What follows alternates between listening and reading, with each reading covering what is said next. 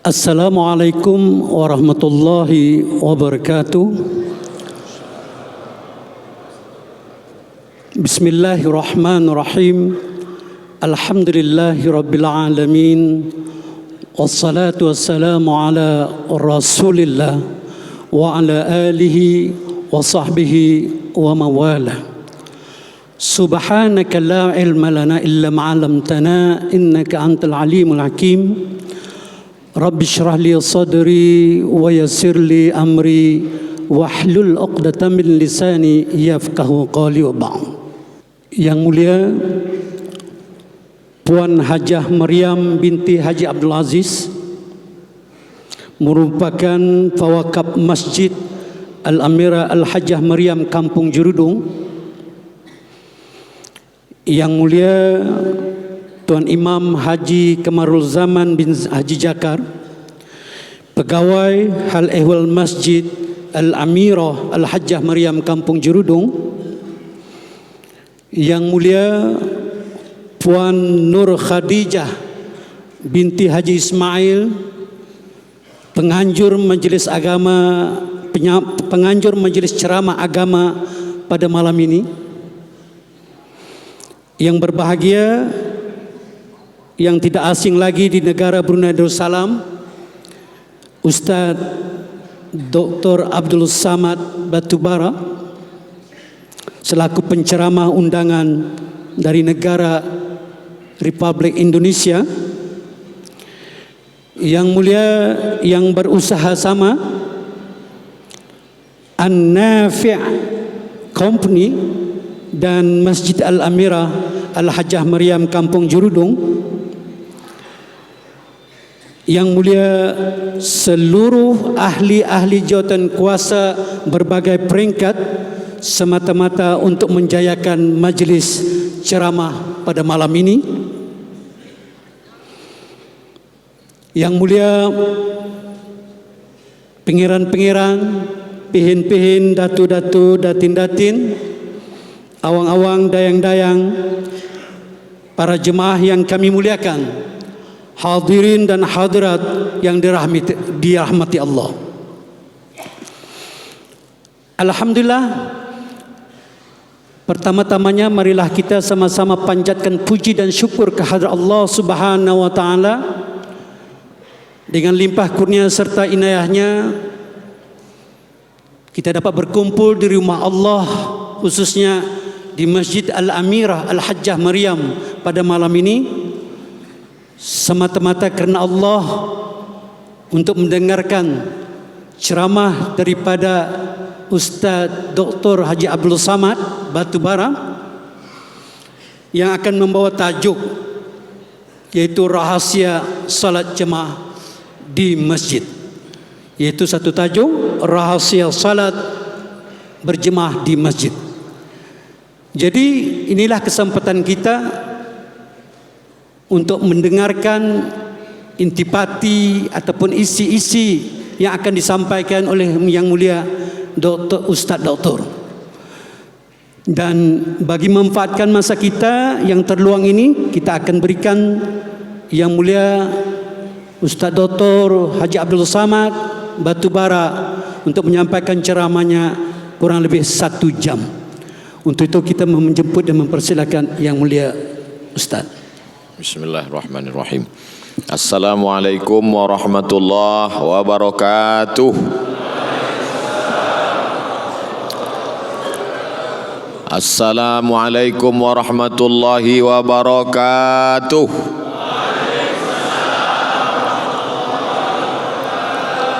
Alhamdulillahi wa kafa, wassalatu wassalamu ala al-habibil mujtaba wa ala alihi wa ashabihi ahli as-sidqi wal wafa.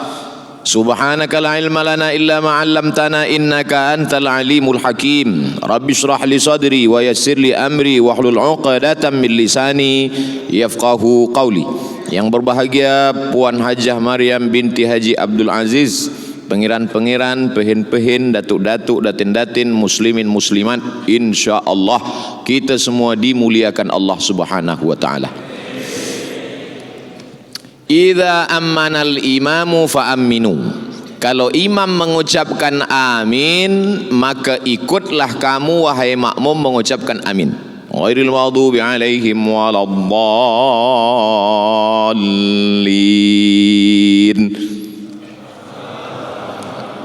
Tak boleh, imam belum. Ini itu mesti paham hadis. Idza amanal imam, imam dulu kata amin, baru makmum boleh amin. Okey, kita ulang balik. Untung tak dalam sembahyang. Ihdinas siratal mustaqim siratal ladzina an'amta 'alaihim ghairil maghdubi 'alaihim waladdallin.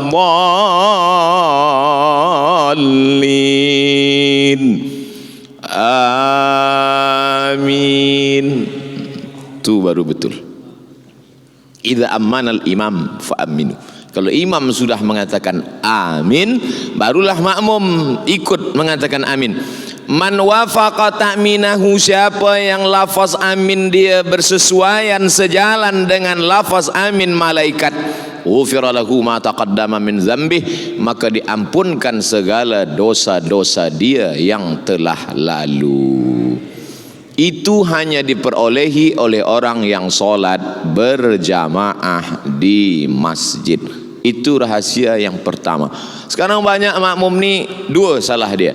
Yang pertama, dia tidak ikut imam, dia mendahului imam. Ghairil maghdubi alaihim waladdallin.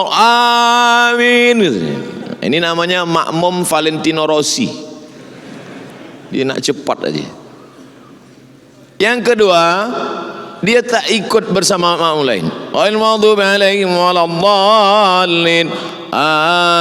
Amin. Dia diam aja. Amin. Macam belum makan. Manakala selesai sembahyang, kita tanya kawan kita, tadi imam cakap amin, semua jawab amin, awak kenapa diam? Orang dah ramai dah. Oh, tidak begitu. Bukan kerana suara orang sudah amin. Ketika umat Islam mengatakan amin, yang paling dibenci orang kafir adalah mendengarkan lafaz amin. Orang beriman sedemikian ramai mengatakan amin. Panjang alifnya, panjang ya. Amin. Artinya istajib. Ya Allah, kabulkanlah ya Allah. Ihdinas siratal mustaqim, tunjukkan kami jalan yang lurus. Siratal ladzina an'amta 'alaihim, jalan yang pernah kau berikan kepada mereka 4 orang. Minan nabiyyin, nabi-nabi, was-siddiqin, orang yang benar, jujur, amanah, wasyuhada, orang yang mati syahid, was-salihin. Ghairil maghdubi 'alaihim, bukan jalan orang Yahudi, waladdallin, bukan jalan orang Nasrani. Maka seketika itu semua orang berkatakan amin. Bergoncang tiang aras, bangkit kemarahan orang kafir, menang orang beriman.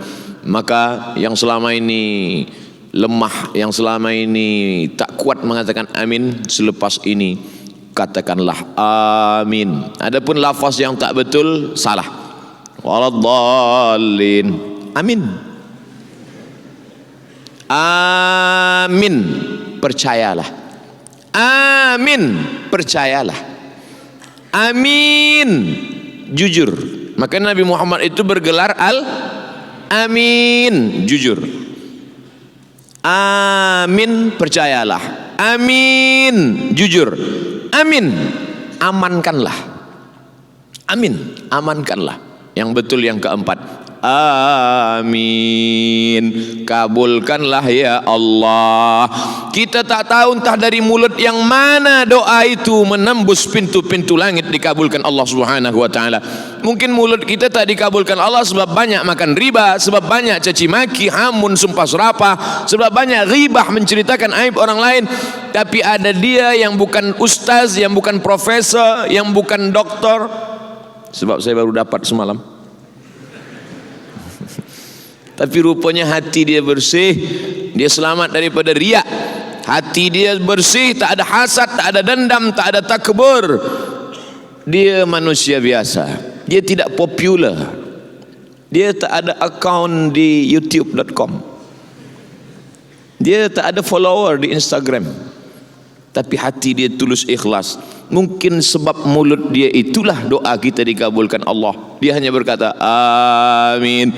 1000 orang solat, yang 99 satu pun tak dikabulkan, tapi sebab yang satu orang ini, maka kita sentiasa merasa. Makanya doa solat istisqa minta hujan, tak ada istisqa bersendirian, istisqa berjamaah. Sebab apa?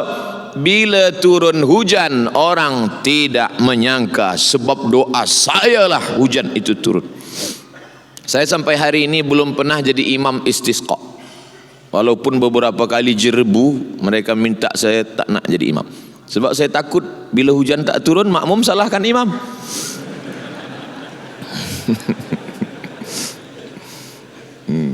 Tapi kalau makmum tu mengaji, dia faham, dia tak akan salahkan. Sebab tak tahu entah dari mulut yang mana doa itu dikabulkan Allah. Maka berjamaah.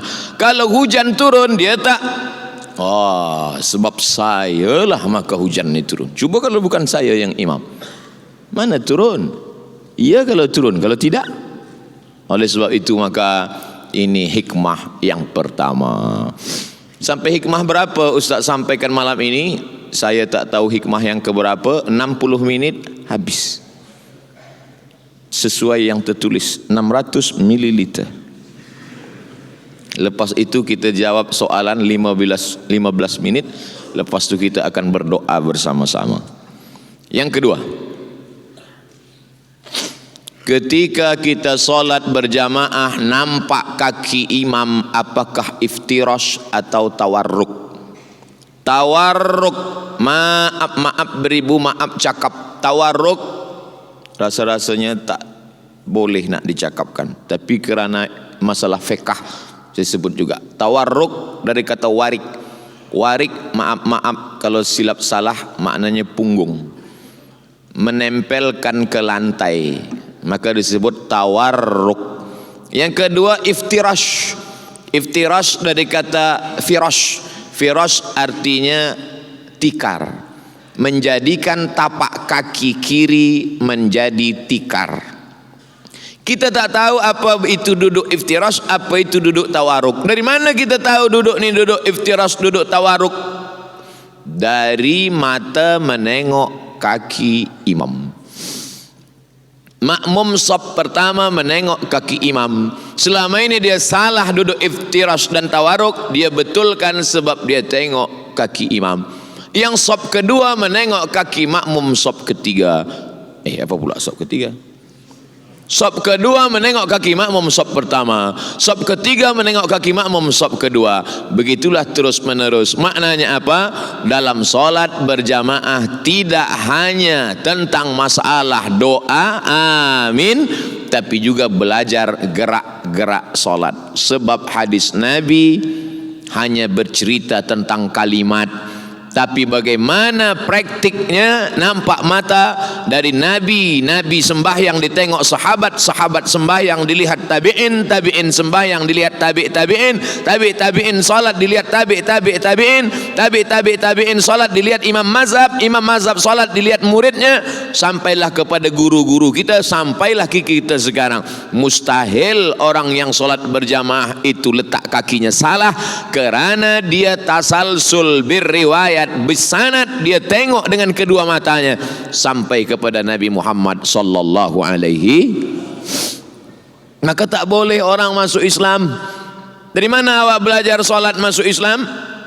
Saya beli buku tuntunan solat, saya baca sendiri, saya solat sendiri. Salah. Jangankan geraknya, jangankan angkat tangannya, jangankan letak tangannya, jangankan duduk tasyahudnya, jangankan gerak tangannya, bacaannya pun pasti salah. Manakala dia buka Quran, dia tengok tulisan alif lam mim, alif lam mim, tulisan sama, bunyi beza. Alif lam mim dibaca alam nasrah, alif lam mim tidak dibaca alam, alif lam mim. Dari mana dia tahu beza alif lam mim dengan alam nasrah? Dari telinga mendengar imam. Oleh sebab itu mendengar bacaan imam, alhamdulillahi rabbil alamin, ha, ra, a, di situ banyak orang salah. Ha. Dipegang dada, tak bergetar dia. Itu huruf ha. Ha. Ha. Tapi kalau dia bergetar, alhamdulillahi lillahi hi hi. Dipegang dada, bergetar. Hi, ha besar. Kalau tak bergetar, ha kecil. Kalau sedang mengajar, gosok gigi dulu. Kita khawatir dua kemungkinan. Kalau tak imam pengsan, makmum mati. Sebab itu maka ini adalah belajar. Maka orang yang niat solat berjamaah ke masjid, niat dia niat belajar. Man kharaja fi talabil ilmi, siapa yang keluar rumah dengan niat menuntut ilmu, fahuwa fi sabilillah, maka dia sama seperti orang yang berjihad fi sabilillah hatta yarji'a, sampai dia pulang ke rumah. Jihad, jihad, jihad, jihad. Subuh jihad, zuhur jihad, asar jihad, maghrib jihad, isya jihad, malam jihad. Tak betul. Mana aku pernah pergi jihad ke Rohingya? Aku tak pernah pergi jihad ke Uyghur. Aku tak pernah pergi jihad ke Palestin. Kenapa dapat pahala jihad? Sebab niat dia ke masjid bukan hanya solat berjamaah, tapi niatnya adalah belajar solat. Nabi, di bawah Nabi, sahabat, di bawah sahabat, tabi'in. Tabi'in tak berjumpa dengan Nabi. Kalau ada tabi'in berjumpa dengan Nabi, namanya sahabat. Datanglah tabi'in berjumpa dengan sahabat. Nama sahabat ini adalah Khabbab ibnul Arth. Khabbab ibnul Arth. Ya Khabbab, ya, engkau pernah sembahyang bersama Nabi? Ya, saya sahabat Nabi, ikut perang dengan Nabi, salat di Masjid Nabawi bersama Nabi. Oh, kata tabi'in, Nabi itu kalau salat mulutnya bergerak atau diam? Salat zuhur, salat asar, salat yang tak berbunyi. Kata tabi'in, sahabat Khabbab ibnul Arth menjawab, Nabi kalau salat mulutnya bergerak. Dari mana engkau tahu? Dari mana engkau tahu bahwa Nabi kalau salat itu mulutnya bergerak? Kata Khabbab, bittirabi lihyatih, aku tahu mulut Nabi bergerak sebab janggutnya bergoyang. Bismillahirrahmanirrahim.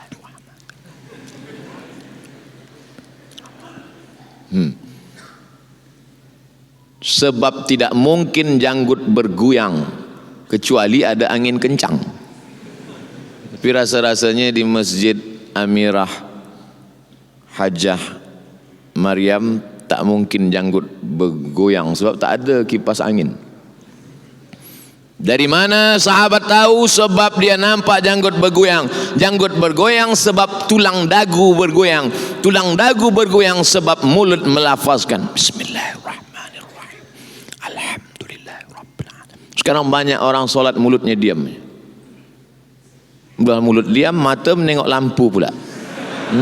Cantiknya. Salah satu yang menjaga kekhusyuan hati adalah dengan melafazkan.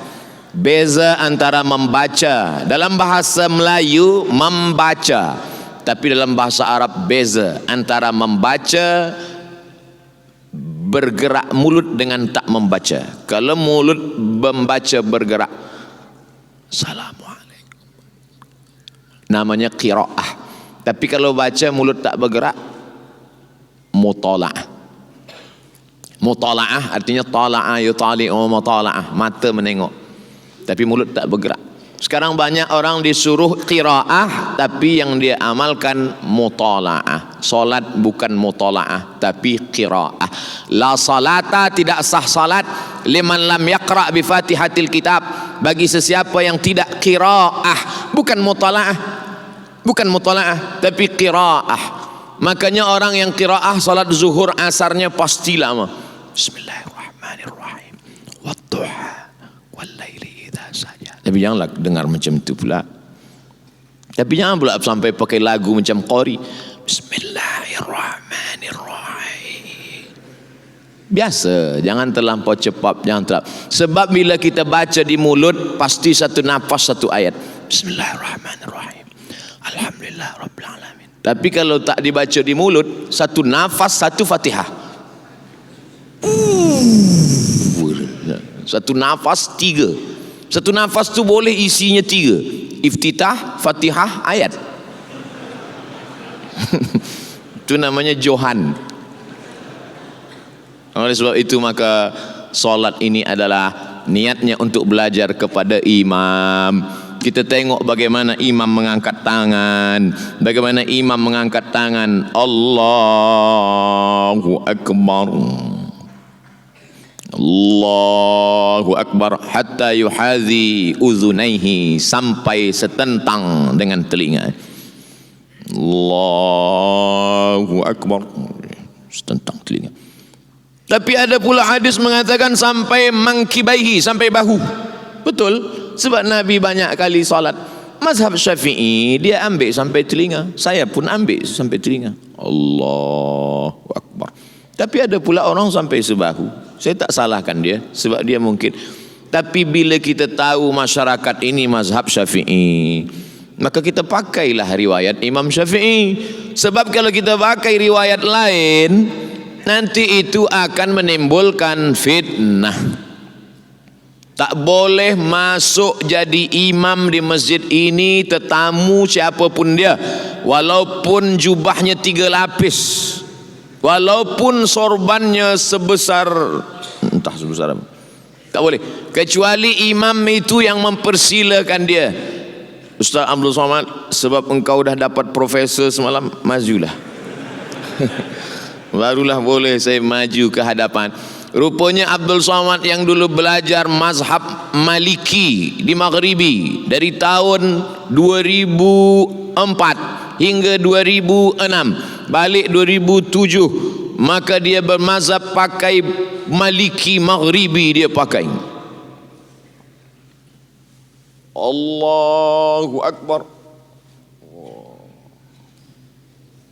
Nak tunjukkan dia beza. Aku bezalah dengan kamu sekalian. Tangan lepas ke bawah. Allahu Akbar. Niat hati dia nak tunjukkan bahawa dia faham mazhab Maliki. Tapi makmum di belakang dah berbisik-bisik. Ini profesor ni nampaknya ISIS ni. Menimbulkan fitnah. Jangan membawa mazhab lain kalau sampai di suatu komuniti yang bermazhab Syafi'i. Kami masyarakat Indonesia amnya bermazhab Syafi'i. Embassy, Indonesian Embassy di Rabat Maghribi, masa salat tarawih kami pun menjemput Profesor Dr. Ahmad Ar-Ruki. Datanglah dia menjadi imam tarawih. Biasanya orang Maghribi ini kalau baca ayat dia baca qiraat warsh, dan tiada pakai basmalah, tak ada bismillah. Dalam mazhab Maliki tak pakai bismillah. Alhamdulillahirabbil alamin, arrahmanir rahim, maliki yaumiddin. Mimnya pendek. Kalau ada hamzah di atas waw, tak dia baca. Alladzina yuqimuna as-shalah, alladzina yu'minuna bil ghaib. Biasa bila dia jadi imam bersama orang Maghribi dia pakai qiraat warsh, dan bila dia menjadi imam dia pakai mazhab Syafi'i. Tapi malam itu di Indonesian Embassy dia jadi imam. Allahu Akbar. Bismillahirrahmanirrahim. Alhamdulillahirabbil alamin. Selepas salat tarawih kami tanya, Syekh, kenapa pakai mazhab Syafi'i? Dia senyum, sebab kamu semuanya bermazhab Syafi'i. Aku tak ingin berbeza dengan kamu. Kamu penuntut ilmu faham, tapi orang yang lain ni tak faham, khawatir menimbulkan fitnah. Hari ini datang orang, dia pakai mazhab yang dia pelajari kerana ingin menunjukkan dia beza. Aku beza dengan yang lain. Oh, du'atul fitan, dakwah da'i-da'i yang membawa kepada fitnah. Saya sebelum bagi tazkirah ke Brunei Darussalam, first time, pertama kali datang, dibagi tahu, Ustaz Abdul Somad, kita di Brunei Darussalam berpegang kepada akidah Asy'ari Ahlus Sunnah wal Jamaah dalam masalah tauhid. Dalam masalah fiqh kita bermazhab Syafi'i, dan dalam masalah tasawuf kita Sunni, Junaid Al-Baghdadi dan Abu Hamid Al-Ghazali. Maka jangan keluar daripada ini. Saya diam saja.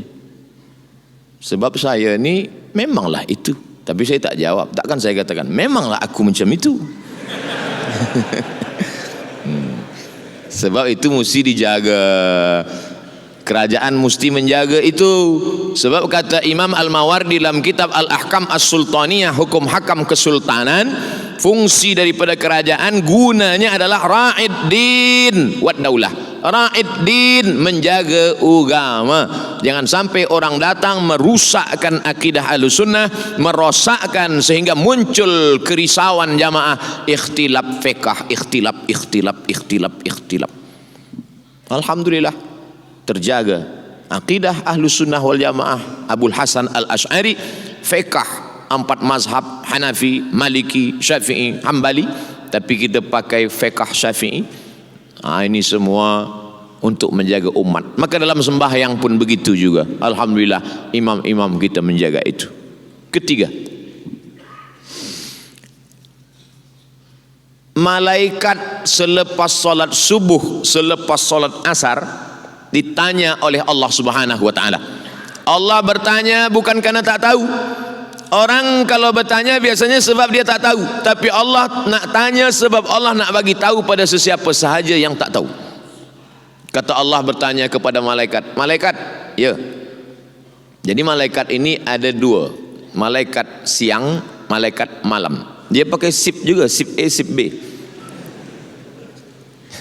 Lepas sembahyang asar, malaikat naik. Allah bertanya, malaikat, ya, masa engkau tinggalkan tadi, orang Jerudong buat apa? Kata malaikat, orang Jerudong ramai di masjid. Kenapa mereka ramai? Sebab mereka nak dengar tazkirah Profesor Dr. Abdul Somad. Masya Allah, itu kata saya je lah. Tapi di tempat lain malaikat bertanya, ditanya oleh Allah Subhanahu wa taala, "Hai malaikat, ya, manakala engkau naik meninggalkan tugas malaikat malam, apa kerja manusia di bumi?" Mereka berkumpul ramai, ya Allah, penuh. Mereka nak berzikir dengan aku? Tidak. Mereka nak buat apa? Nak menengok bola sepak. Berapa banyak budak-budak muda belia dari pukul 4 hingga azan maghrib tak sembahyang. Hayya 'alas salah, kata muazin di masjid. Di situ pula dia gol. Orang yang solat berjamaah, maka dia sedang dibanggakan Allah kepada para malaikat. Ni yang ketiga. Kira-kira bagaimana perasaan kita dibanggakan kepada para malaikat? Oh, susah untuk diceritakan dengan kata-kata. Jangankan dibanggakan kepada para malaikat, dibanggakan kepada para masyarakat Brunei Darussalam saja bangganya, Masya Allah. Pagi tadi ada yang kirim kepada saya screenshot, lupa pula, saya tengok kejap ya. Ada, ini majalah ke, newspaper ke, wallahu alam bisawab. Tunggu kejap. Namanya Media Permata,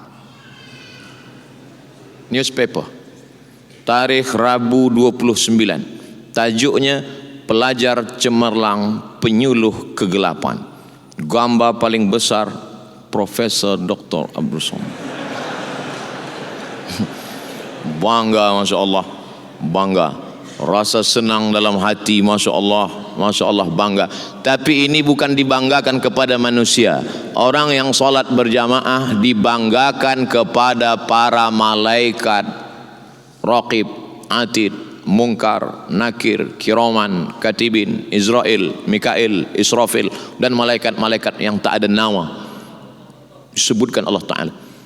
Maka nanti malaikat Munkar Nakir, manakala kita mati, dia tengok, ini siapa Munkar? Kata Nakir, inilah yang dulu selalu kita tengok dibanggakan Allah. Oh, kalau gitu tak usah kita tanya lagi. Selalu ini dibanggakan Allah SWT. Tapi bagi yang tak sembahyang ke masjid, malaikat Munkar Nakir tanya, ini siapa? Entah. Siap-siap lah. Hammer dah siap dah. Oleh sebab itu maka malaikat-malaikat itu kenal dengan kita. Manakala manusia mati, datanglah malaikat membawa kain kafan min nur, terbuat dari cahaya. Turun malaikat membawa kain kafan dari nur, dari cahaya. Diambil rohnya, diletakkan. Kemudian malaikat membawa masuk ke pintu langit yang pertama. Apa kata malaikat? Inilah orang yang kami rindukan, sebab tiap-tiap hari catatan amal dia, pagi dia juga, petang dia juga, pagi dia juga, petang dia juga. Kami dah lama rindu dengan dia, tapi ajal dia belum juga sampai. Mudah-mudahan kita masuk itu. Tapi ada pula yang dirindukan oleh malaikat pengazab. Aku memang dah lama nak menghantam dia, kata dia. Memang dah aku siap-siapkan dah, kata dia. Oleh sebab itu yang belum juga sembahyang berjamaah ke masjid, sembahyanglah. Allahumma ballaghtu, Allahumma fashhad. Sudah ku sampaikan ya Allah. Tak juga beriman kepada Allah, ku serahkan pada Engkau ya Allah. Malaikat-malaikat itu besar, Ustaz. Uli ajnihatin, bersayap. Masna, 2 sayap. Wasulasa, 3 sayap. Waruba, 4 sayap. Bila dia letakkan sayapnya di ujung timur, yang satu sayap di ujung barat, maka habis dunia ini. Satu malaikat. Itulah maka malaikat itu terbuat dari nur. Andai malaikat itu terbuat dari kulit, dari daging, dari tulang, tak muat dunia ini. Sempit. Makanya malam Lailatul Qadar itu disebut dengan Lailatul Qadar. Qadar artinya sempit. Qudira alaihi rizquhu. Ada orang yang disempitkan rezekinya. Lailatul Qadar, malam yang sempit. Kenapa malam Qadar itu disebut malam yang sempit? Tanazzalul malaikatu warruh. Karena semua malaikat-malaikat turun berserta ruh. Makna ruh 2 kata ahli tafsir. Yang pertama ruh manusia. Yang kedua ruh Jibril alaihi salam. Maka dibanggakan Allah Subhanahu wa taala kepada para malaikat. Ini yang keempat. Pagi dibanggakan. Dulu waktu aku mau menciptakan manusia, apa kata malaikat? Ataj'alu fiha man yufsidu fiha wa yasfikud dima. Untuk apa kau ciptakan mereka ya Allah? Nanti mereka hanya akan berkelahi, menumpahkan darah. Apa jawab Allah? Inni a'lamu ma la ta'lamun. Aku lebih tahu, kamu tak tahu. Inilah rahasianya wahai malaikat. Dulu yang kamu katakan mereka akan berkelahi, menumpahkan darah, mereka akan berperang, mereka akan caci maki, mereka akan menikam.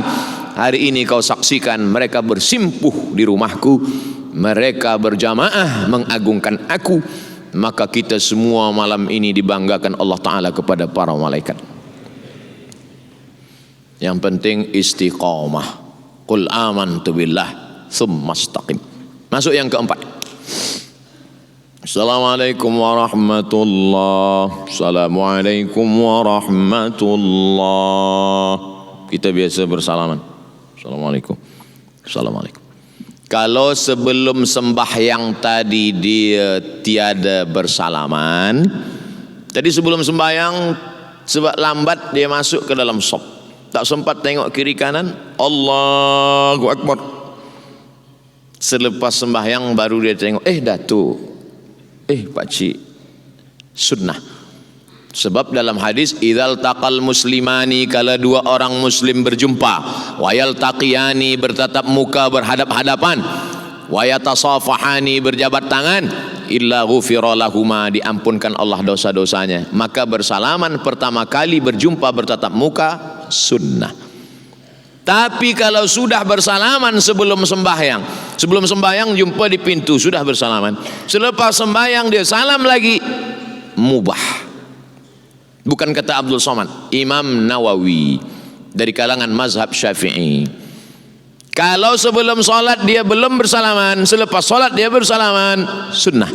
Kalau sebelum solat dia sudah bersalaman, selepas solat dia salaman lagi, mubah. Jangan terbalik. Nanti keluar dari masjid ditanya orang, apa hukum bersalaman selepas solat? Mubah ke sunnah? Aku pun lupa pula. Sebelum solat sudah salaman, selepas solat salaman lagi, mubah. Sebelum solat tak ada salaman, selepas solat baru bersalaman, sunnah, kata Imam Nawawi. Yang tak boleh itu sedang solat salaman, itu tak boleh. Ada orang solat ni dia tak tengok tempat sujud, dia tengok sebelah. Datuk, kata dia, sihat Datuk. Batal solat, batal solat. Mungkin orang yang buat macam tu dua je. Pertama budak kecil, yang kedua mu'alaf baru masuk Islam. Mu'alaf dia tak belum tahu, dia sangka sembahyang tu boleh bersalaman. Bila ada orang macam itu, maka kita maafkan. Boleh jadi dia khilaf, dia tersilap, dia tersalah. Makna yang keempat apa maknanya? Dengan bersolat berjamaah di masjid kita sedang bersilaturahim. Man ahabba ayyubsata lahu fi rizqihi, siapa yang mau dilapangkan rezekinya, dibanyakkan rezekinya, wa yunsa'alahu fi atharihi, dipanjangkan umurnya, falyasil rahimahu, hendaklah dia menyambung tali silaturahim. Sambung balik silaturahim. Sekarang ada orang menyambung tali silaturahim di kafe, masuk 2-3 lagu. Silaturahim apa ni? Menyambung silaturahim di mall, menyambung silaturahim di tempat maksiat. Na'udzubillah. Namanya baik, tapi perbuatan itu tak baik. Awak ni sedang apa? Saya sedang mencuci. Oh, mencuci baik, tapi mencuci maaf dengan air kencing, dengan air najis, mana boleh? Mencuci dengan air najis, kain yang bersih pun menjadi najis. Na'udzubillah. Maka tidak ada jalan silaturahim yang paling baik kecuali yang keempat, di masjid. Alhamdulillah. Di mana awak berjumpa dengan dia? Anak kita bertanya kepada kita, ayah. Ya anak, ya Ananda. Di mana ayah dulu berjumpa dengan kawan ayah Pak Cik ini? Ayah dengan Pak Cik ini dulu kenalnya di masjid. Sedap kita bercerita di masjid.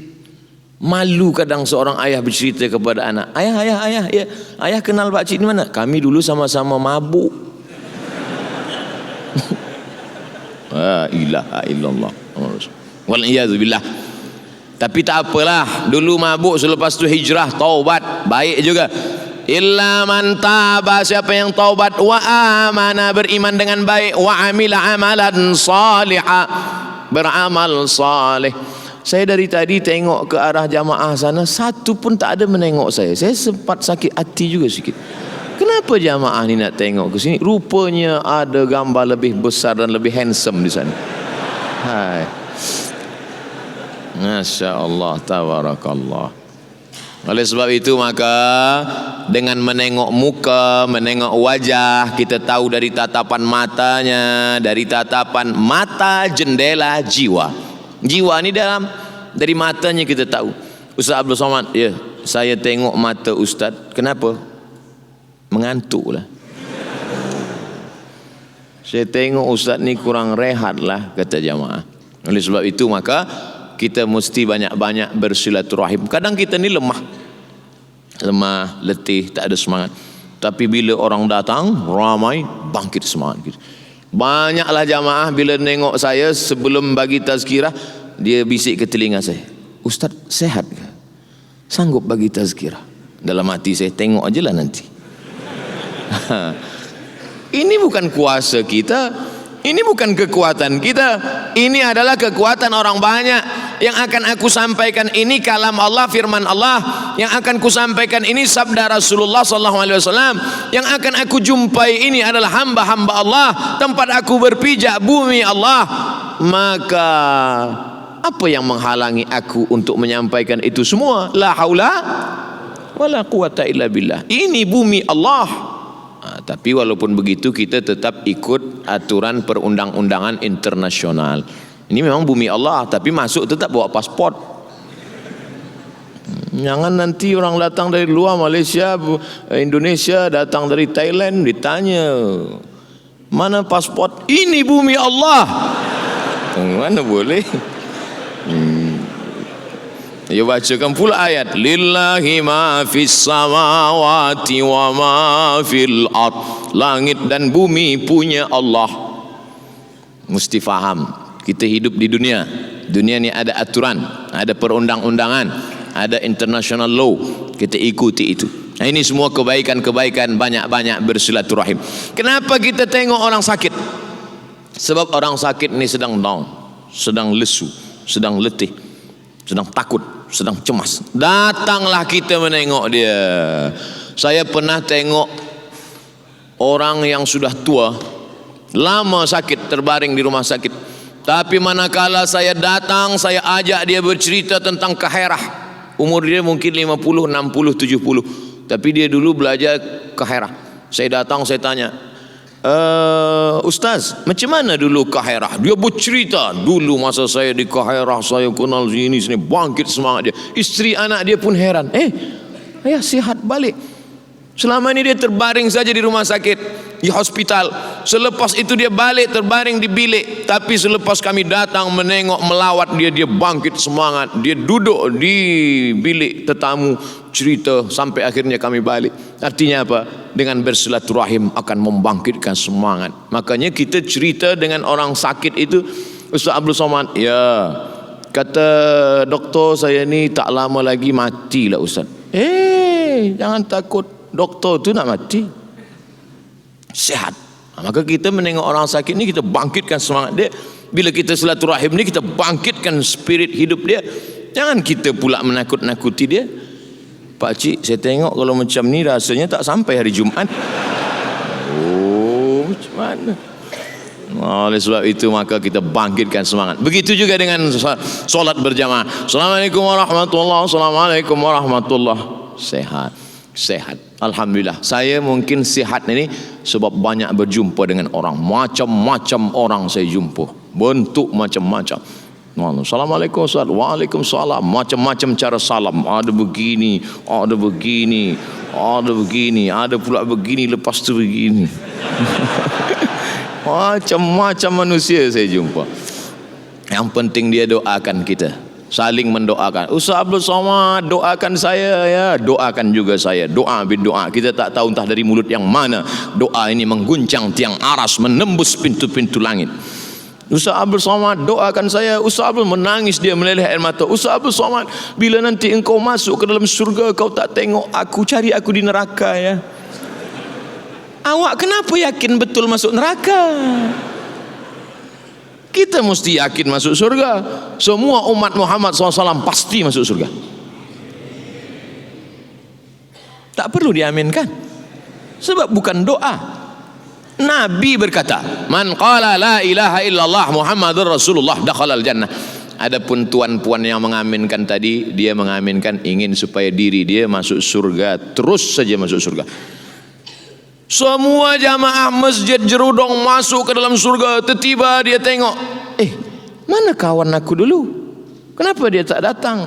Dia pesawat dia tak direct, transit. Lama pula tu. Makanya kita minta waqina adzabannar. Maka banyak-banyak jalin silaturahim. Silaturahim melapangkan hati, silaturahim memurahkan rezeki, silaturahim memanjangkan umur. Mana boleh umur bertambah Ustaz? Idza jaa ajaluhum, kalau ajal sudah sampai, la yastakhiruna sa'atan wa la yastaqdimun. Kalau ajal sudah sampai tak boleh ditambah, tak boleh. Tapi tengok ayat lain, yamhullahu ma yasha wa yuthbit. Allah kuasa untuk menghapus, untuk menulis. Wa indahu ummul kitab, karena lauhil mahfuz punya Allah. Innama amruhu idza arada syai'an yaqul lahu kun. Dua jawaban Syekh Muhammad Mutawalli Sya'rawi tentang umur boleh bertambah dengan silaturahim. Bolehkah silaturahim ini menambah umur? Kata Syekh Muhammad Mutawalli Sya'rawi, dua jawaban dalam kitab Al-Fatawa Al-Kubra. Yang pertama, umur boleh bertambah karena lauhil mahfuz punya Allah. Yang kedua, umur tak bertambah. Yang sudah ditetapkan di lauhil mahfuz 50, tetap mati 50. Silaturahim pun tetap 50. Apanya yang bertambah? Barokah. Barokahnya bertambah. Kita ingin nih hidup nih barokah. Ada orang rezekinya banyak tapi tak barokah. Ada orang sikit tapi barokah. Puan-tuan nak mana? Rezeki banyak barokah atau sikit tak barokah? Kita nak banyak barokah pula. Makanya manakala kita berdoa salamatan fid din wa afiatan fil jasad wa barakatan fil rizqi, umur ada barakah. Makanya kalau ada anak yang nikah kita doakan barakah. Barakallahu lakuma wa baraka alaikuma wa jama'a bainakuma fi khair. Ada anak akikah kita doakan barakah. Barakallahu laka fil mauhub wa syakartal wahib wa ruzidka birrahu wa balagha asyuddahu. Itu doa untuk anak akikah. Ini sekarang banyak orang akikah anak dia tak nak datang. Tuan, esok anak saya akikah datang ya. Saya tak boleh makan kambing lah. Saya ni jangankan makan kambing, baru tengok kambing dah naik kolesterol. Apa ni? Datang, jangan makan. Bacakan doa saja. Barakallahu laka fil mauhub wa syakartal wahib wa ruzidta birrahu wa balagha asyuddahu rabbana hab lana minas salihin. Saya tak hafal doanya Pak Ustaz. Tak usah bunyikan. Baca pakai doa bahasa Melayu. Ya Allah, jadikan dia anak yang soleh, penghafal Quran. Awak doa apa tadi? Adalah rahasia saya dengan Allah lah. Sebab bila dia tahu, oh awak tak hafaz doa. Doa pakai bahasa kita sahaja. 5. Oh lama lagi. 20 minit lagi. Yang kelima adalah selepas kita bersalam, lalu kemudian astaghfirullah, astaghfirullah, astaghfirullah. Agak panjang. Astaghfirullahalazim. Lebih panjang. Astaghfirullahalazim alladzi la ilaha illa huwal hayyul qayyum wa atubu ilaih. Lebih panjang lagi. Allahumma anta rabbi la ilaha illa anta khalaqtani wa ana 'abduka wa ana 'abdika wa 'abdika wa sa'tu'udzuka min syarri ma sana'tu abu laka bi ni'matika alayya wa abu bi dhanbi faghfir li fa innahu la yaghfiru dzunuba illa anta. Kalau dibaca subuh, mati siang, tak ada jarak antara dia dengan surga kecuali kematian. Dibaca petang, asar atau lepas maghrib atau lepas isya, mati dia malam, tak ada jarak antara dia dengan surga kecuali kematian. Oleh sebab itu kita amalkan. Man lazimal istighfar, siapa yang melazimkan istighfar, ja'alallahu lahu min kulli dhiqin makhraja, setiap kesempitan hidupnya diberikan Allah kelapangan. Wa min kulli hammin faraja, setiap kesusahannya akan diberikan kemudahan. Wa razaqahu min haitsu la yahtasib, diberikan jalan rezeki dari yang tidak disangka-sangka. Kadang bila kita tak sembahyang di masjid, sembahyang sendiri nak cepat saja. Assalamualaikum warahmatullahi wabarakatuh. Assalamualaikum warahmatullahi wabarakatuh. Macam ayam nampak beras. Tapi bila di masjid kita berhenti, Astaghfirullah, astaghfirullah, astaghfirullah, astaghfirullahalazim, astaghfirullahalazim alladzi. Kawan-kawan pun heran. Awak biasa kalau sembahyang sendiri lepas main pergi. Tadi kenapa lama? Saya tak boleh keluar lah. Macam parking. Tak boleh keluar cepat. Oleh sebab itu apa maknanya? Maka dengan berjamaah doa kita, istighfar kita, Allahumma antas salam wa minkas salam wa ilaika ya'udus salam fahayyina rabbana bis salam wa adkhilna al jannata daras salam tabarakta rabbana wa ta'ala ya dzal jalali wal ikram ilahana anta maulana subhanallah. Imam baca pelan, makmum pasti ikut pelan. Subhanallah, subhanallah, subhanallah, subhanallah, subhanallah. Makmum pasti ikut pelan. Cuba kalau sembahyang sendiri. Semua. Ham. Kata malaikat, aku nak tulis apa ni? Tapi kalau kita berjamaah, imam pelan, subhanallah. Tapi janganlah pula pelan betul. Ada juga setengah imam ni, subhanallah walhamdulillah. 3 tahun baru selesai. Subhanallah, subhanallah, subhanallah, subhanallah, subhanallah wa bihamdihi daiman qa'iman abadan. Alhamdulillah, alhamdulillah rabbil alamin ala kulli halin wa fi kulli halin wa ni'matin. Allahu akbar, Allahu akbar, Allahu akbar. Ala bidzikrillahi tatma'innul qulub. Kadang waktu subuh dia pakai pula tahlil. Afdalul dzikri fa'lam annahu la ilaha illallah. La ilaha illallah. Menguatkan hati kita. Inna lillahi malaikatan. Ada malaikat-malaikat. Malaikat ini tak ada nama. Bukan Mikael, bukan Israfil, bukan Israel, bukan Munkar, bukan Nakir, bukan Malik, bukan Ridwan, bukan Raqib, bukan Atid, bukan Kiraman, bukan Katibin. Siapa nama dia? Tak ada nama. Inna lillahi malaikatan. Ada malaikat-malaikat. Yatufuna alal ard. Malaikat ini berkeliling di atas muka bumi. mereka mencari majlis zikir. Manakala mereka melihat ada majlis zikir, malaikat itu memanggil malaikat yang lain. Apa kata mereka? Halummu, halummu, come here. Halummu ila hajatikum, marilah kemari, inilah hajat yang kamu cari dari tadi. Sebab mereka ingin mencari majlis zikir. Apa kata Nabi SAW? Idza marartum bi riyadil jannah farta'u. Kalau kamu lalu di taman surga, makan minumlah kamu di situ. Di taman surga ada makanan, ada minuman, ada tempat muttaqina fiha 'alal araik, mereka duduk bersandar di kerusi-kerusi yang tinggi. Kalau kamu lalu di taman surga, makan minumlah kamu. Kata sahabat, mana ada taman surga di dunia ya Rasulullah? Taman surga itu kan di akhirat. Mana ada taman surga di dunia? Kata Nabi, ada taman surga di dunia. Apa taman surga di dunia itu? Halaqatuz zikir, majlis-majlis zikir. Ketika orang yang berzikir itu lepas berzikir, dia tegak berdiri, turun malaikat. Nada munadin minas sama, datang malaikat turun dari langit. Apa kata malaikat? Qumu maghfuran lakum, berdirilah kamu tegak karena semua dosa kamu sudah diampunkan Allah Subhanahu wa taala. Hadis riwayat Ahmad dalam kitab Al-Musnad. Berapa hadis tentang zikir beramai-ramai ini? Lebih 20-30 hadis. Disusun oleh Imam Al-Hafiz Jalaluddin Abdurrahman As-Suyuti. Nama kitabnya lupa pula. Natijatul Fikri fil Jahri Bidzikri.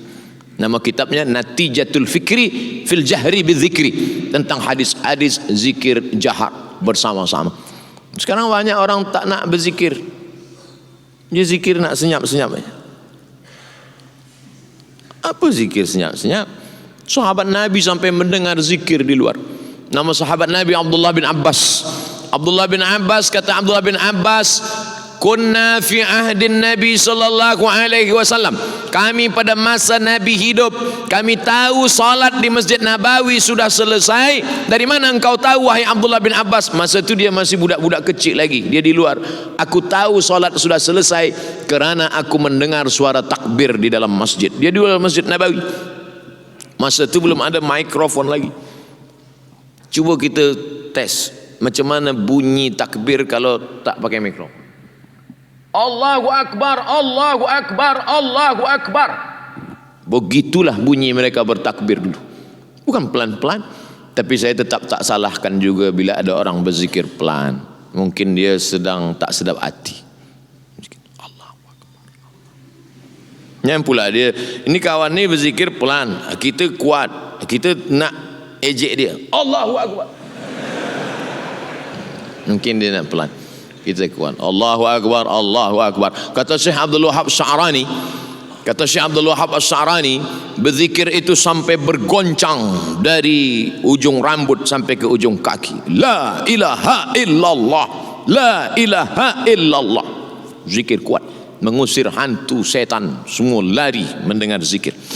Makanya azan itu kuat. Allahu Akbar, Allahu Akbar. Lari setan-setan. Wa alaihi duratun, wa alaiha duratun. Durat, maaf. Durat artinya kentut. Kalau berbunyi durat, kalau tak berbunyi fusak. Itu hebatnya bahasa Arab. Berbunyi tak berbunyi pun ada.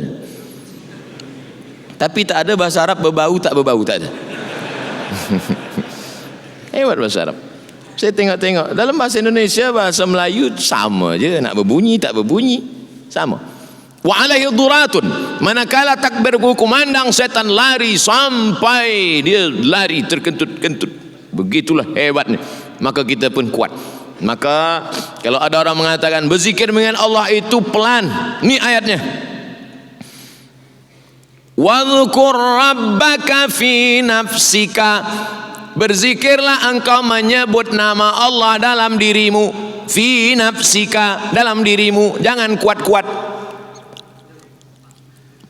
tak boleh kuat-kuat.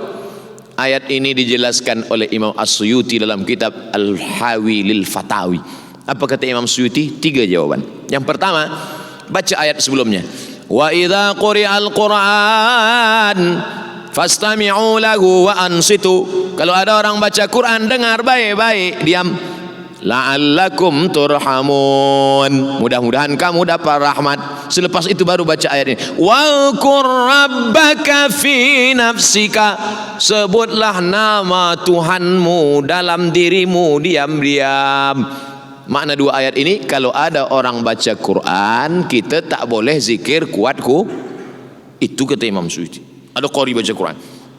A'udzubillahi minasyaitonir rajim. Tiba-tiba ada orang sebut, la ilaha illallah. Mana boleh? Itu maknanya. Kalau tak ada orang baca Quran, boleh zikir kuat. Dua, zikir kuat itu untuk menghalau hantu setan. Sedangkan ayat ini untuk Nabi Muhammad SAW. Wadhkur rabbaka, ka artinya engkau. Engkau di situ siapa? Muhammad SAW. Wadhkur rabbaka fi nafsika. Sebutlah Tuhanmu dalam dirimu, hai Muhammad, senyap-senyap dalam hati, jangan kuat-kuat. Sebab Nabi Muhammad sudah terpelihara dari setan. Nabi Muhammad terpelihara dari setan. Umar bin Khattab, masalaka Umar fajjan qatu illa salaka syaitanu fajjan ghaira fajjika. Kalau Umar lalu di suatu jalan, maka setan akan lalu di jalan lain, kerana setan takut lalu di jalan Umar. Umar bin Khattab kalau dia lalu di jalan ini, setan akan cari ring road.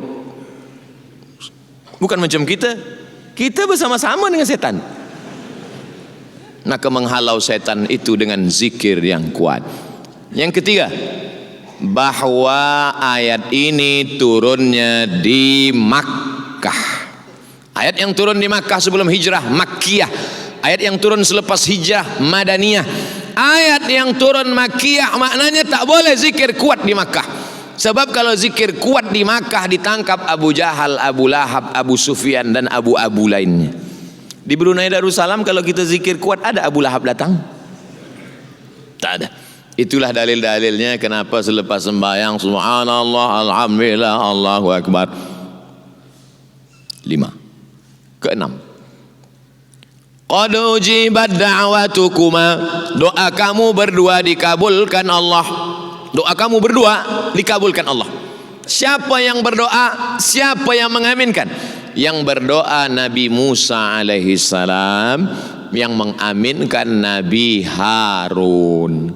Ya Allah, tolonglah kami akan menghadap Fir'aun. Amin, kata Harun.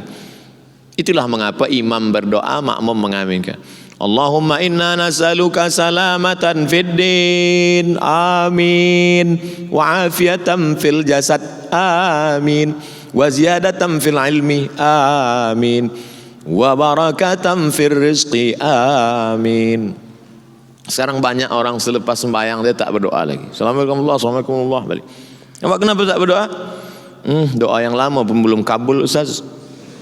Oh, kita tak tahu sembahyang kita yang lama-lama dulu pun kita tak tahu entah diterima Allah entah tidak. Kenapa kita tetap sembahyang hingga malam ini? Begitu kata Umar bin Khattab. Aku tak tahu doaku ini diterima Allah atau tidak, tapi aku tetap berdoa kerana doa adalah ibadah. Doa mukhul ibadah. Doa itu otaknya ibadah. Beza kita dengan haiwan otak ini. Maka otak daripada ibadah kita ini adalah doa. Orang yang tak berdoa ni sombong. Nabi Muhammad sallallahu alaihi wasallam malam Jumat 17 Ramadan tahun 2 Hijrah esok akan menghadapi pasukan Abu Sufyan. Dia angkat tangannya ke atas. Sampai surban. Biasanya orang kalau surban dia ditengkuk, jatuh surban dia. Biasanya dia ambil surban ke atas. Tapi Nabi SAW malam itu berdoa sampai subuh. Surban dia jatuh, dia tak peduli. Datang Abu Bakar Siddiq menaikkan surban ke tengkuk Nabi. Apa kata Abu Bakar? Hasbuka ya Rasulullah. Cukuplah ini ya Rasulullah. Engkau pasti ditolong Allah. Doa engkau dikabulkan Allah. Mengapa engkau berdoa juga lagi? Nabi Muhammad yang dijamin Allah. Wala sawfa yu'tika rabbuka fatarda. Apapun yang kau mau akan diberikan Allah. Tetap juga berdoa hingga subuh. Kenapa kita tak berdoa? Padahal Nabi SAW dijamin Allah, ditolong Allah, tetap juga dia berdoa sampai subuh. Nabi kalau berdoa, naik Nabi ke atas mimbar. Naik Nabi ke atas mimbar, baju Nabi itu lengannya besar. Maka manakala dia angkat kedua tangannya, jatuh lengan itu ke bawah, maaf, nampak ketiak Nabi. Sahabat yang di bawah menengok, apa kata sahabat? Ra'aitu bayadha ibtayhi. Aku tengok Nabi mengangkat tangan sampai nampak putih ketiak Nabi. Salah satu kehebatan Nabi Muhammad SAW, tapak tangannya atyabu min rihil miski, lebih harum daripada semerbak kasturi. Dan Nabi ketiaknya putih. Beza dengan kita. Kita pipi pun hitam. Makanya banyak orang baru berjumpa dengan Nabi, belum Nabi berkata, dia sudah bersyahadat asyhadu an la ilaha illallah wa asyhadu anna Muhammad Rasulullah. Nampaknya nurun nubuah. Kita nengok kita, na'udzubillah kata jamaah. Tak sama kita dengan Nabi. Nabi nur, cahaya. Maka Nabi SAW mengajarkan kita berdoa. Nabi pernah naik ke atas mimbar. Mimbar Nabi itu 3 saja. 1, 2, 3. Amin kata dia. Amin kata dia.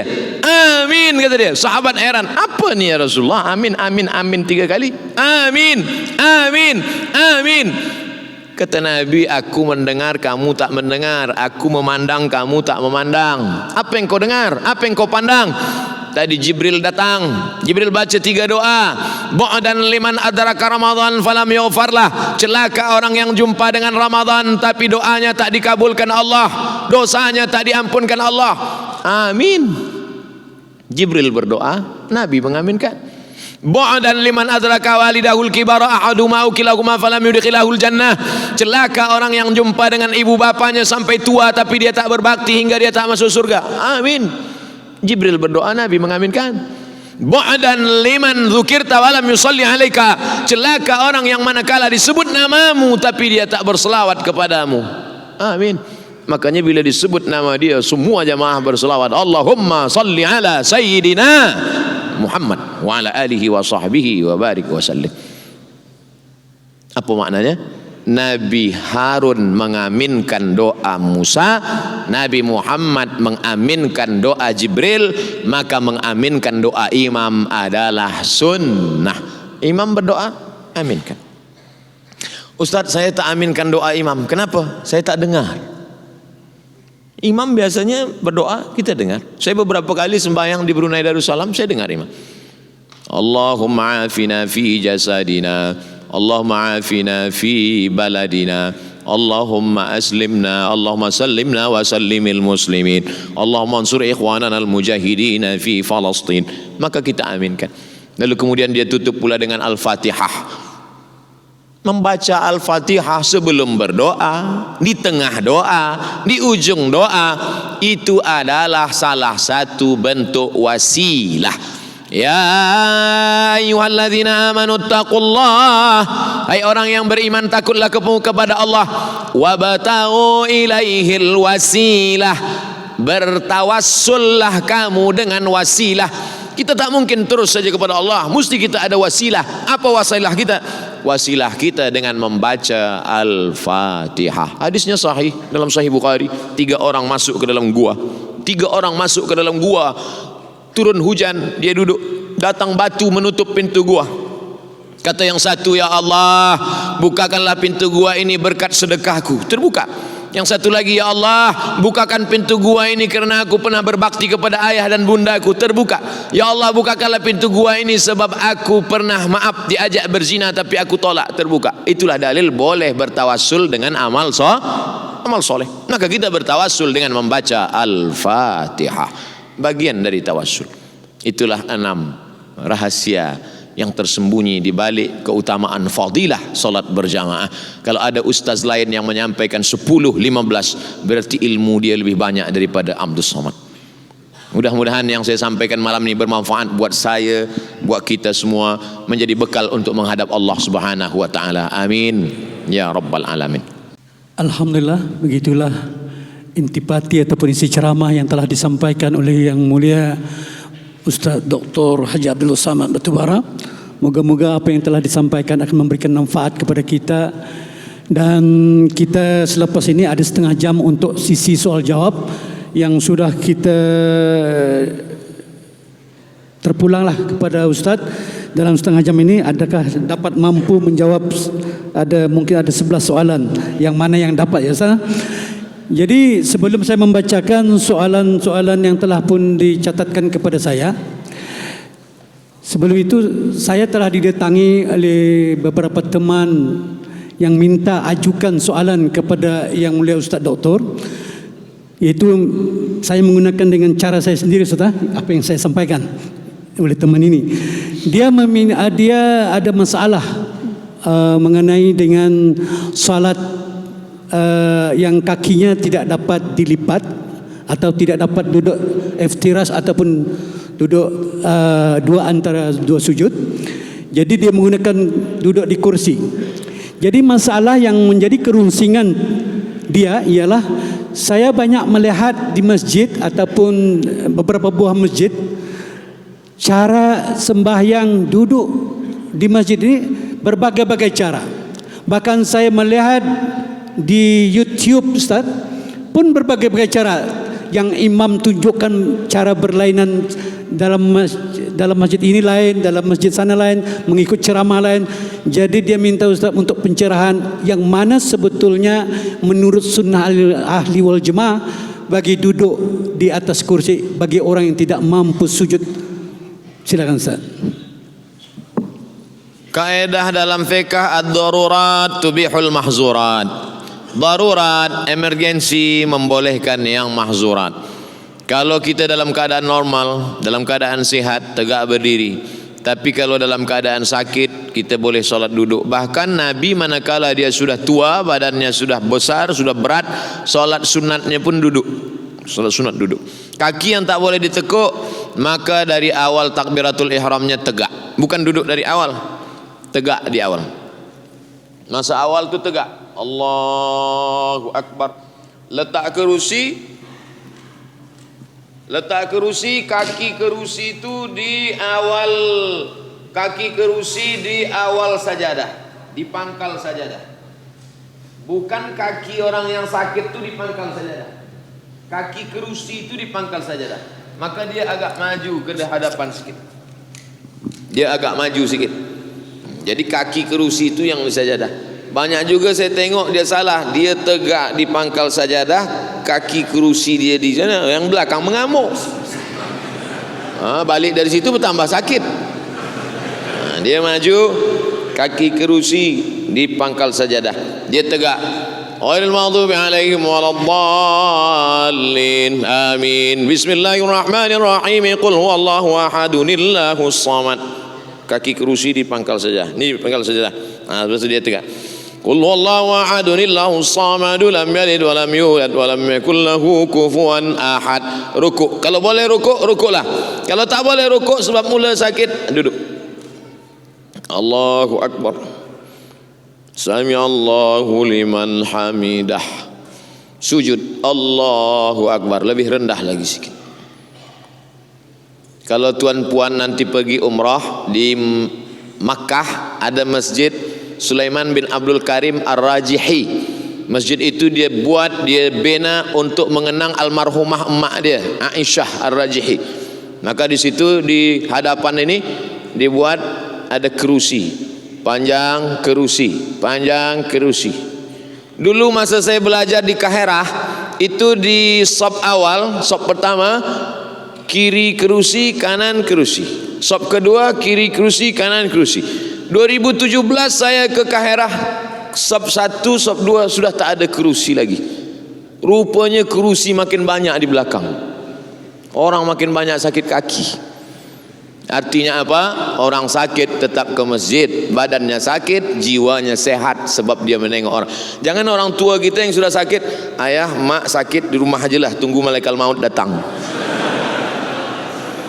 Bawa dia ke masjid supaya semangat dia. Dulu kita tak berjalan, dia gendong kita, dia bawa. Sekarang dia tak berjalan, kita pula gendong dia, kita bawa ke masjid. Kita belikan kerusi, kita letakkan kerusi di samping kiri atau samping kanan, letakkan. Bila ada orang, apa awak bawa? Ini bapa saya, ini bunda saya. Ini baik, tegak dari awal. Saya dari awal pun tak boleh tegak. Dari awal tak boleh tegak, duduk. Ini dari awal. Selepas itu maka sop ini dihitung, dikira dari awal kerusi. Begitulah yang kami terima, yang kami saksikan, yang kami pelajari tentang orang-orang yang tidak mampu. Saya merasa tak mampu solat dalam keadaan sakit, rasanya di rumah saja sebab ganggu orang lain. Jangan, sebab kita tetap ke masjid. Tak boleh tegak, duduk. Tak boleh duduk di kerusi, duduk di lantai. Sampai-sampai kalau tak boleh duduk di lantai sekalipun, ada nama solat di atas tempat tidur, pakai isyarat mata saja, Allahu Akbar, hadapkan ke arah kiblat, Allahu Akbar. Mata pun tak juga boleh, baru kita sembahyangkan ramai-ramai. Salat jenazah, la kafarata laha illa dzalik. Tidak ada yang boleh menebus salat kecuali salat itu sendiri. Saudara mara kita yang sedang berada di hospital tak boleh salat kerana doktor berkata jangan kena air, sebab bila dia kena air dia akan sakit tulang, dia akan sakit, dia akan demam. Fa illam tajidu ma'an fatayammamu sa'idan thayyiba. Kalau ada yang sakit atau darurat atau tiada air, maka tayammum. Orang sakit bukan kita bawakan limau. Orang sakit dibawakan limau. Yang makan orang sehat. Kita bawakan tanah untuk tayamum. Dia tak boleh bertayamum, ditayamumkan. Itulah maka anak-anak kita yang kita ajarkan tayamum. Tuan lelaki tak boleh tayamum. Takkan isteri mentayamumkan? Dalam mazhab Syafi'i batal. Siapa yang mentayamumkan? Kita lelaki. Anak kita mentayamumkan. Ayah, ini tayamum. Dia pukulkan, disapukan ke muka, pukulkan ke tangan, buka cincin, buka jam sampai ke siku, pukulkan, tepukkan, hembus ke wajah sekali. Sekali saja. Pukulkan lagi, hembuskan ke tangan. Debu 3. 1, 2, 3. Ini bagian bawah hingga ke siku. Buka sampai bawah. Ini bawa sampai ke siku. Sekali saja. Satu sembahyang, satu tayamum. Tidak ada alasan meninggalkan salat walau apapun. Man taraka salata muta'ammidan, sesiapa yang meninggalkan sembahyang secara sengaja, faqad kafara jihara, maka kafirlah dia secara nyata. Mudah-mudahan kita termasuk istiqamah sampai akhir hayat insyaallah. Amin ya rabbal alamin. Allah. Okey, terima kasih Ustaz. Jadi soalan kedua Ustaz dari hamba Allah. Saya pernah mendengar satu ceramah agama. Betulkah tidak atau benarkah tidak suami salat berjemaah di rumah bersama istrinya, anak-anaknya, nilai pahalanya cuma dapat 1. Suami dapat 1, istri dapat pahala 1, anak-anak pun dapat pahala 1. Dibandingkan suami salat berjemaah di masjid dapat pahala 27. Mohon pencerahan Ustaz Doktor. Qul, katakan ya Muhammad, in kuntum tuhibbunallah, kalau kamu memang cinta kepada Allah, fattabi'uni, ikuti aku. Satu-satunya jalan keselamatan, fattabi'uni, ikuti aku Muhammad sallallahu alaihi wasallam. Hadisnya, alaikum bisunnati, ikuti sunnahku, wa sunnatil khulafa'ir rasyidin al-mahdiyyin min ba'di, sunnah khulafa' rasyidin sesudahku, Abu Bakar, Umar, Uthman wa Ali, ma'an kulli sahabati Rasulillah ajma'in. Addu 'alaiha bin nawajiz, gigit pakai gigi geraham. Meninggal Nabi Muhammad sallallahu alaihi wasallam, Abu Bakar jadi imam. Meninggal Abu Bakar, Umar jadi imam. Umar meninggal, Ali jadi imam. Ali meninggal, Utsman jadi imam. Di mana mereka salat berjamaah? Di masjid. Tapi saya pernah melihat hadis Nabi salat berjamaah di masjid, di rumah. Betul? Sahih. Nabi salat malam. Allahu Akbar. Makmumnya siapa? Anas bin Malik. Anas bin Malik diserahkan ibunya bernama Ummu Sulaim. Umur dia 10 tahun. Anas bin Malik membawakan terompah selipar, membawakan air wuduk, membawakan kain Nabi, serumah dengan Nabi. Solat dia di belakang, di samping Nabi. Solat pula istri Nabi di belakang. Itu menunjukkan Nabi pernah solat berjamaah di bilik di rumah, tapi solat bukan solat wajib. Adapun solat fardu, maka lelaki suami solat ke masjid. Suami yang solat ke masjid, suami yang soleh. Suami yang solat di rumah, suami solihah. Puan ingin solat di rumah berjamaah dengan anak yang belum baligh, boleh. Anak belum baligh jadi imam, dia sudah berkhitan. Hadis Sahih Bukhari tentang imam umur 7 tahun. Imam kecil, tapi masa itu mereka sudah berkhitan, sudah tak ada lagi najis. Dibacaannya pula baik, tajwidnya idgham, ikhfa, qalqalah, gunnah bila gunnah, baik. Sampai-sampai maaf beribu maaf, rupanya imam yang kecil tadi bila dia rukuk terbuka bajunya di belakang.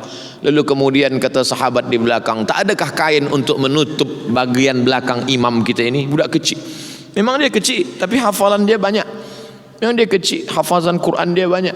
Oleh sebab itu maka puan yang di rumah boleh solat bersama anak, atau sesama perempuan solat berjamaah perempuan di rumah. Bagaimana kalau kami yang perempuan ingin ke masjid?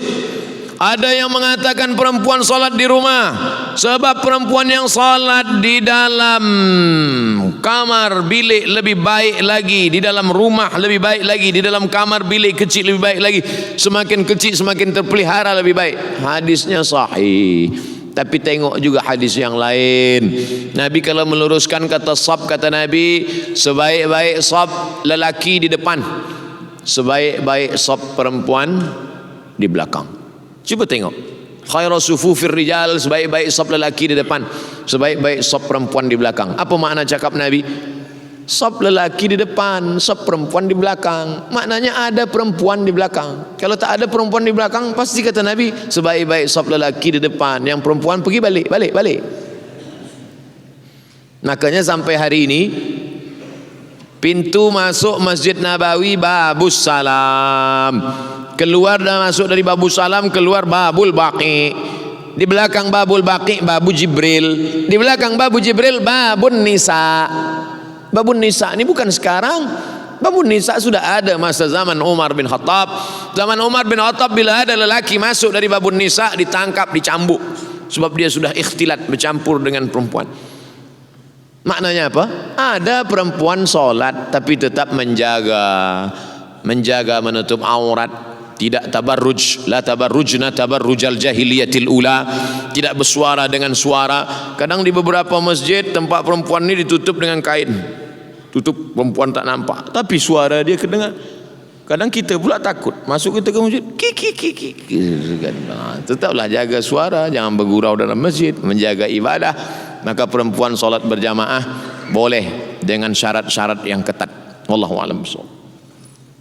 Terima kasih Ustaz. Saya baru menerima SMS, kesian juga, jadi kita layan juga. Jadi maaf, saya mewakili bagi pihak Muslimah Masjid Al-Amirah Al-Hajjah Maryam, Kampung Jerudong. Soalan saya begini Ustaz Doktor, istri yang menjaga salatnya, istri yang menjaga ibadah puasanya, istri yang mentaati suaminya, apabila suaminya bersalat berjamaah di masjid, apa yang suaminya dapat dari Allah, yakni ganjaran pahala, istrinya juga akan dapat sama, yakni ganjaran pahalanya dari Allah.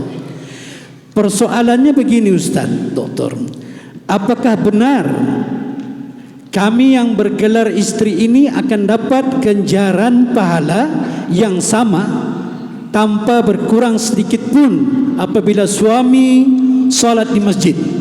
Karena saya pernah mengamati satu ceramah dalam YouTube yang bergelar Profesor menjelaskan hal ini bersandarkan dengan hadis baginda Rasulullah sallallahu alaihi wasallam.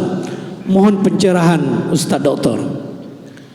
Perempuan mengadu kepada Nabi sallallahu alaihi wasallam, lelaki itu boleh puasa, lelaki itu boleh sembahyang berjamaah, lelaki itu boleh i'tikaf, lelaki itu boleh amal banyak, sedangkan kami ini hamil, maaf, kami ini pula uzur syar'i haid, kami ini pula membesarkan anak-anak, bagaimana ni ya Rasulullah? Maka kata Nabi sallallahu alaihi wasallam, amal dia yang baik menjaga keluarga ini sama seperti amal lelaki. Itulah yang disyarahkan oleh ulama. Hadis yang pendek inilah yang disyarahkan oleh ulama, bahwa perempuan mendapatkan amal yang sama. Man ala thalatha banatin, siapa yang membesarkan, memandikan, menyuapkan, menjaga anak 3 perempuan, fa'addabahunna, dia didik dengan baik-baik, dia ajarkan cara makan, dia ajarkan cara pakaian, kanan dulu, buka kiri dulu, dia ajarkan cara doa, masuk kaki kiri, keluar kaki kanan. Wa ahsana ilaihi wa zawwajahunna, dia nikahkan dengan orang baik-baik. Wa ahsana ilaihinna, dia buat baik sampai mati, falahul jannah, maka surgalah baginya. Lalu kemudian ketika dia mengandung, melahirkan anak 9 bulan 10 hari, meregang nyawa, mati dia, matinya mati syahid. 9 bulan 10 hari meregang nyawa, mengandungkan anak, menyusukan, bernilai ibadah. Bernilai ibadah, mendapatkan pahala ibadah. Maka perempuan-perempuan yang hamil, jangan malu. Ini awak anak yang keberapa? Yang ke-7. Apa ni tahun hamil? Ibadah. Ada ibadah putus. Salat selepas mati putus. Baca Quran selepas mati putus. Idza matal insan, kalau manusia mati, hadis riwayat Muslim, inqata'ah, putus. Tapi ada yang tak putus. Mana dia?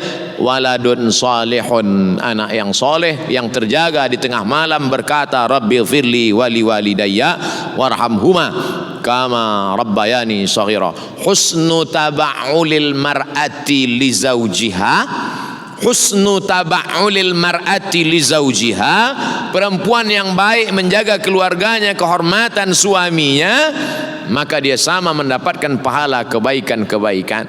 Beruntung bertuah. Mudah-mudahan tuan-puan senantiasa menjaga ini, sehingga Allah Ta'ala melimpahkan rahmat, maghfirah, ridha dan kebaikan-kebaikan.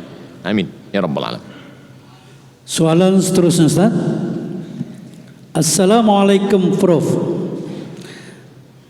Adakah sudah dikira atau termasuk dalam kewajiban memberi nafkah zahir jika seorang suami memberi izin kepada istrinya untuk bekerja dan makan gaji? Di samping itu, suami tadi juga telah membelikan sebuah kereta kepada istrinya dengan cara bayaran ansuran, yakni hutang, dalam tempoh masa dan dengan kadar bayaran yang tertentu. Silakan Ustaz. A'udzubillahi minasyaitonirrajim. Waqarna fi buyutikunna, itu hukum asal perempuan. Waqarna fi buyutikunna, wahai perempuan, kamu mesti menetap di rumah, tak boleh keluar rumah. La yaqluwanna rajulun ma'a imra'atin illa ma'a dhi mahramin. Kalau perempuan keluar rumah tak boleh berdua-dua. La tusafiranna ma'a imra'atun illa ma'a dhi mahramin. Kalaupun dia keluar rumah, tak boleh keluar rumah kecuali dengan mahram. Kalau dia keluar rumah, la yakhluwanna rajulun ma'a imra'atin illa ma'a dhi mahramin. Tak boleh dia keluar kemudian dia ke suatu tempat berdua-dua, tak ada orang lain kecuali dengan mahram. Ini semua untuk menjaga martabat, harkat, kehormatan, kemuliaan perempuan.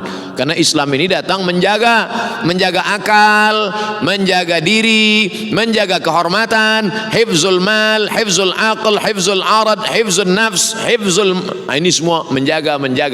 Termasuklah menjaga perempuan. Bolehkah perempuan bekerja? Dijawab oleh Syekh Atiyah Saqar dalam kitab Fatwa Al-Azhar, Fatwa Al-Azhar. Hadis pertama, ada seorang perempuan namanya Asma binti Abi Bakar. Asma mencari makanan unta, makanan kambing. Dia junjung di atas kepala dia rumput-rumput untuk makanan. Keluar rumah, Nabi SAW melihat. Manakala Nabi melihat, Nabi membawakannya dan mengantarnya balik ke rumah. Nabi tidak melarang. Itulah dalil perempuan boleh bekerja, beraktiviti, karena Asma tadi tak dilarang Nabi. Seandainya Nabi melarang, kata Nabi, hai Asma, engkau sudah, maka perbuatan itu haram. Tapi kerana aman, tidak ada lelaki yang jahat, perbuatannya pula mencari makanan untuk ternak, hewan, maka perbuatan itu boleh. Dari situlah ulama mengambil dalil perempuan boleh beraktiviti di luar rumah, bekerja dengan syarat-syarat yang ketat supaya tidak terjadi perbuatan-perbuatan maksiat yang dilarang Allah Subhanahu wa taala. Dua, pada masa pemerintahan Sayyidina Ali, Umar bin Khattab, maka di Suqul Islam di Madinah itu ada Suqul Yahudi, punya orang Yahudi, ada Suqul Islam, pasar yang dibuat oleh Nabi Muhammad sallallahu alaihi wasallam. Ada wilayah hisbah, polis wilayah hisbah yang khas menengok siapa yang mencampur sukatan timbangan, siapa yang curang dalam sukatan timbangan. Karena Nabi sendiri datang ke pasar untuk memeriksa. Kata Nabi, "Mahadha ya sahibat ta'am." Hei penjual makanan, kenapa makanan di dalam ni basah? Asabahul matar, kena hujan ya Rasulullah. Wailul lil mutaffifin, celaka orang yang memainkan sukatan timbangan. Idza talu anan nas yastaufun, kalau dia menimbang, dia membeli, dia minta penuh. Tapi kalau dia yang menimbang, dia menyukat, dia curang. Man ghasyana falaysa minna, siapa yang curang bukan golongan kami, bukan golongan Nabi Muhammad sallallahu alaihi wasallam. Maka yang menjadi pengetua polis wilayah hisbah masa itu namanya Ummu Syifa. Ummu Syifa itu lelaki apa perempuan? Ummu Syifa, takkan Ummu Syifa berkumis? Ummu Syifa perempuan. Itulah dalil perempuan boleh beraktiviti, tapi dengan syarat yang ketat. Syarat yang pertama, la tabarrujna tabarrujal jahiliyatil ula, tidak bersolek-solek jahiliyah. Syarat yang kedua, la yakhluwanna rajulun ma'amra'atin, tak boleh berdua-duaan dengan lelaki yang tak mahram. Syarat yang ketiga, tak boleh dia musafir dengan lelaki yang tak mahram. Syarat yang keempat, hendaklah dengan izin walinya. Kalau suami ada maka izin suaminya. Syarat yang kelima, la yadribna bi arjulihinna, dia tak pukulkan kakinya ke lantai. Perempuan tak boleh memukulkan kakinya kuat ke lantai, sementara di kaki itu dipasangnya gelang kaki, sehingga kalau dia berjalan kerincing, membuat lelaki memandang, keluar biji mata lelaki menengok gelang kaki. Ini semua adalah Islam datang untuk menjaga manusia. Islam bukan cuma berzikir, Islam bukan cuma salat, tapi Islam menjaga kehormatan, kemuliaan perempuan. Puan-puan bersyukur pada Allah dengan banyak berselawat, Allahumma salli ala sayyidina Muhammad wa ala ali sayyidina Muhammad, karena dialah yang sudah mengangkat kemuliaan, kehormatan, kemuliaan perempuan. Wallahu a'lam. Alhamdulillah. Jadi mungkin ini soalan yang terakhir Ustaz. Baik. Yang lainnya tidak sempat mungkin. Jadi bagaimana pula kedudukan perempuan yang belum bersuami? Adakah lebih afdal salat di rumah atau di masjid? Silakan Ustaz. Tentang perempuan salat di rumah atau di masjid, kalau tidak menimbulkan fitnah, hukum dia boleh di masjid, jaiz, mubah.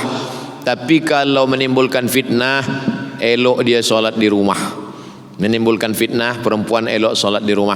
Tapi kalau dari maghrib ke isya ada tazkirah, ada soal jawab, lelaki ramai, perempuan pula ramai, maka elok dia datang ke masjid. Atau di universiti, perempuan ramai, lelaki pun ramai, ada tazkirah, maka elok. Tapi kalau di suatu kawasan tempat sunyi, lelaki pula hanya beberapa orang, dia pula bersendirian berdua, maka elok dia di rumah. Adapun lelaki, maka lelaki bukan perkara mubah, tapi lelaki, Nabi SAW selepas salat, Nabi memandang ke belakang, Nabi tanya, asyahidun fulan, mana si fulan, asyahidun fulan, mana si fulan, kenapa dia tak datang salat berjamaah? Layan tahiyadna, mereka yang tak datang salat berjamaah berhenti, jangan ulang lagi. Kalau mereka tetap tidak datang salat berjamaah, la uharriqanna alaihim buyutahum, aku akan bakar rumah mereka, kata Nabi SAW.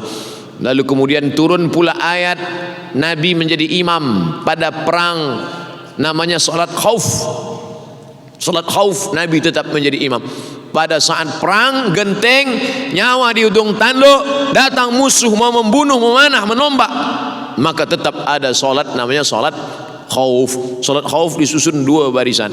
Pertama imam maju ke hadapan, sop pertama salat, sop kedua menjaga dengan tombak, dengan pedang, dengan panah. Selepas itu salam, sop yang kedua maju ke hadapan, sop yang di hadapan mundur ke belakang, maka bergantian. Nabi imam jadi imam dua kali. Itu menunjukkan pada perang sekalipun tetap salat berjamaah, apalagi dalam keadaan aman dan damai. Mudah-mudahan kita istiqamah salat berjamaah insyaallah. Amin ya rabbal alamin. Terima kasih Ustaz. Jadi mohon maaf bagi yang mengantar soalan-soalan tidak dapat dikemukakan kerana masa yang terhad. Jadi untuk menutup acara kita mempersilakan Yang Mulia Ustaz Dr. Haji Abdul Samad untuk menutup dengan membacakan doa mengambil berkah pada majlis pada malam ini. Ala hadhihi niyya wa kulli niyatin salihah. Al-Fatihah. A'udzu billahi minasy syaithanir rajim. Bismillahirrahmanirrahim. Alhamdulillahi rabbil alamin arrahmanir rahim maliki yaumiddin. Iyyaka na'budu wa iyyaka nasta'in. Ihdinas siratal mustaqim siratal ladzina an'amta 'alaihim ghairil maghdubi 'alaihim waladdallin. Amin. Allahumma salli ala sayyidina Muhammad wa ala ali sayyidina Muhammad. Allahumma inna natawassalu ilaika bihaqqi Muhammad sallallahu alaihi wasallam wan nabiyyin was-siddiqin wasyuhada'i was-salihin. Kami mohon kepada Engkau ya Allah dengan kemuliaan Nabi-Mu Muhammad sallallahu alaihi wasallam, dengan kemuliaan surah Al-Fatihah, antu yassir lana umurana, mudahkan segala urusan kami, urusan dunia dan akhirat. Wa tuballigh maqasidana, sampaikan segala maksud tujuan hidup kami dan tujuan mati kami mencari ridha-Mu ya Allah. Wa anta dafa'ana al-ghala wal waba wal fahsya wal riba wal zina wal munkar. Jauhkan negeri kami, jauhkan negeri tempat kami mencari nafkah, jauhi negeri tempat kami berusaha, jauhkan negeri tempat kami lahir dan besar, jauhkan negeri tempat kami hidup dari segala malapetaka, bencana, musibah ya Allah. Allahumma ja'al abna'ana wa banatina min hufazil Quran wal hafizat. Jadikan anak cucu keturunan kami menjadi para penghafaz Al-Quran. Allahumma ja'alhum minal mujahidin fi sabilik bi amwalihim wa anfusihim. Jadikan mereka anak-anak yang menolong agama-Mu di masa akan datang dengan nyawa dan harta serta kuasa mereka ya Allah. Rabbana ighfir lana dzunubana, ampunkan dosa kami, wali abaina, ayahanda kami, wali ummahatina, ibu kami, wali azwajina, pasangan hidup kami, wali dzurriyyatina, anak cucu keturunan kami, wali masyayikhina, tuan-tuan guru kami, wali man hadarana, semua yang hadir di majlis ini, wali man ghaba anna, yang tak dapat hadir karena udhur syar'i, wali ikhwanina alladzina sabaquna bil iman, saudara-saudara kami yang sudah mendahului kami dengan iman. Allahumma ja'al kuburahum rawdatan min riyadil jinan. Jadikan kubur mereka salah satu dari taman-taman surga-Mu ya Allah. La taj'al kuburahum hufratan min hufarin nar. Jangan Kau jadikan kubur mereka salah satu dari lubang neraka-Mu ya Allah. Allahumma barik lana fi arzaqina, berikan berkah pada rezeki kami supaya kami boleh berwakaf, berinfak dan bersedekah ya Allah. Allahumma ij'alna ma'al ladzina yastami'una al-qawla fayattabi'una ahsanah. Jadikan kami orang-orang yang mendengarkan tazkirah yang baik kemudian mengiringinya dengan amal-amal saleh yang baik. Allahumma jama'na ma'al habibil mustafa fi jannatikal ula. Satukan kami bersama Nabi Muhammad SAW dalam surga Jannatul Firdaus. Allahumma khtim lana bihusnil khatimah wa la takhtim alaina bisu'il khatimah. Rabbana atina fid dunya hasanatan wa fil akhirati hasanatan wa qina adzabannar. Wa sallallahu ala sayyidina wa maulana Muhammad wa ala alihi wa sahbihi wa sallam. Walhamdulillahi rabbil alamin. Taqabbalallahu minkum minna wa minkum taqabbal ya karim. Terima kasih segala perhatian, mohon maaf segala kekhilafan. Wassalamualaikum warahmatullahi wabarakatuh. Waalaikumsalam warahmatullahi wabarakatuh.